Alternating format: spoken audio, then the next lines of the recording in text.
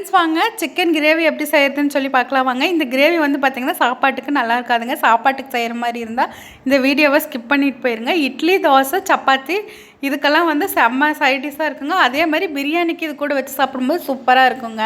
இப்போ இந்த கிரேவி வந்து எப்படி செய்கிறதுன்னு சொல்லி பார்க்கலாம் வாங்க. இப்போ நம்ம வந்து எண்ணெய் ஊற்றிக்கலாம், கடாய் வச்சுக்கலாம். கடாய் காய்ச்சதுக்கப்புறம் எண்ணெய் ஊற்றிக்கலாங்க. கடுகு வந்து ஆப்ஷனல் தான், நாங்கள் கடுகு சேர்த்துக்குவோம். பட்டை வகை சேர்த்துட்டு சின்ன வெங்காயம் வந்து பார்த்திங்கன்னா ஒரு 350 கிராம் அளவுக்கு சின்ன வெங்காயம் சேர்த்துருக்கேங்க. நல்ல கலர் மாதிரி வந்ததுக்கப்புறம் வரமிளகாய் சேர்த்துக்கலாங்க. வரமிளகாய் சேர்த்து நல்லா கலந்து விட்டுக்கலாங்க. ஒரு தக்காளி சேர்த்துருக்கணுங்க. அதையும் தக்காளியும் நல்லா வதங்கினதுக்கப்புறம் வந்து நம்ம சிக்கன் வந்து நல்லா கழுவி இது கூட சேர்த்துக்கலாங்க.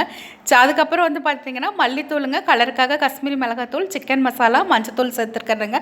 உப்பு தேவையான அளவுக்கு சேர்த்து நல்லா கலந்து விட்டுட்டு நம்ம ஒரு தட்டு வச்சு மூடி வச்சுக்கலாங்க. கறியிலேருந்து தண்ணி வந்து பிரிஞ்சு வரட்டுங்க.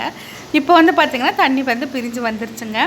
இப்போ அதை கலந்து விட்டுட்டு குழம்புக்கு தேவையான அளவுக்கு வந்து தண்ணி சேர்த்துக்கலாங்க.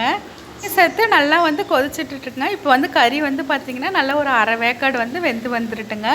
இப்போ இதுக்கு கொஞ்சமாக ஒரு பேஸ்ட் வந்து அரைச்சிட்டு வந்துடலாங்க. முந்திரி, கசகசாவையும் பால் ஊற்றி ஒரு அரை மணி நேரம் ஊற வச்சுருக்கிறேங்க. அதுக்கப்புறம் வந்து பார்த்திங்கன்னா சரிங்க, தேங்காய் வந்து ஒரு 1/4 மூடி தேங்காயும் இது கூட சேர்த்து நல்லா அரைச்ச விழுது இது கூட சேர்த்துக்கலாங்க.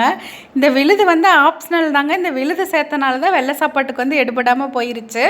நீங்கள் வெள்ளை சாப்பாட்டுக்கு செய்கிற மாதிரி இருந்தால் இந்த பேஸ்ட்டை வந்து சேர்த்துக்க வேண்டாங்க. இட்லி, தோசை, சப்பாத்தி இதுக்கெல்லாம் வந்து சூப்பராக இருக்கும். கறியும் வந்து வெந்து வந்துருச்சுங்க. கரம் மசாலா கொஞ்சம் சேர்த்துக்கலாங்க. அதுக்கப்புறம் கருவேப்பிலை, கொத்தமல்லி தழை தூவி இறக்குனா நமக்கு சிக்கன் குழம்பு ரெடிங்க. நீங்களும் ட்ரை பண்ணி பாருங்கள்.